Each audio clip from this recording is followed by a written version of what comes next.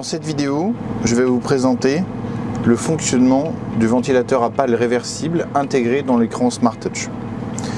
Sur l'avant du tracteur, vous avez un petit logo du moteur, comme celui qui est juste à côté, mais avec le symbole d'un ventilateur. Donc on va cliquer dessus.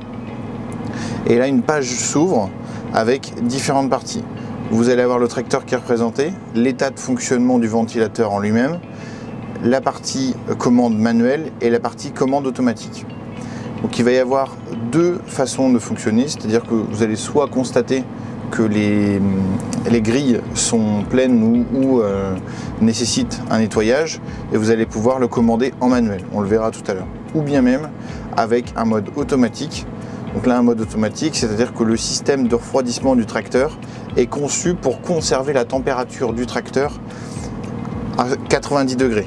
Donc sa température de fonctionnement normale est 90 degrés. Donc on ne peut pas descendre en dessous de 90 degrés. Et là, vous avez la température actuelle du tracteur.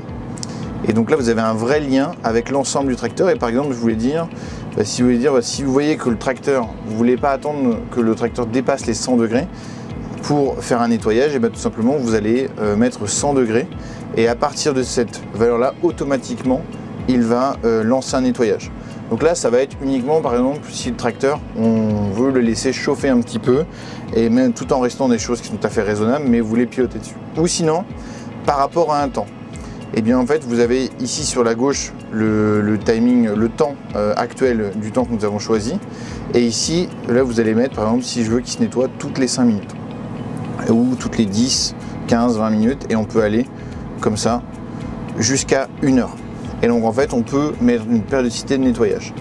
Dans tous les cas, à la fin du temps qui sera pré-réglé, eh bien vous aurez le cycle qui va se lancer exactement comme on le lance de la façon manuelle.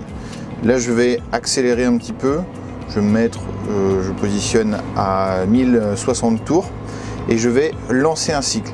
Donc quand je vais lancer le cycle, vous verrez le logo ici qui passera au vert avec un temps qui correspond au temps complet du cycle. Donc là j'appuie sur le bouton, commande manuelle, le ventilateur passe au vert, il est en train d'inverser complètement les pales et jusqu'à 0 secondes où là le cycle sera complètement terminé. Donc on entend le petit système du freinage, le ventilateur qui se remet en position. Et donc là on a le ventilateur qui a été piloté. À savoir que vous l'avez vu ici, nous avons un vrai lien avec que ce soit l'horloge du tracteur, que ce soit la température du tracteur, et bien même aussi l'utilisation du tracteur. Vous voyez là je vais accélérer au maximum volontairement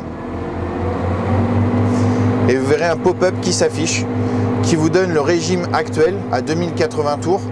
Et là, vous voyez qu'en fait, le petit symbole qui vous indique que le ventilateur ne s'engagera pas au-dessus de 2000 tours, afin de protéger le ventilateur réversible lui-même, ainsi que les composants qui entourent ce ventilateur.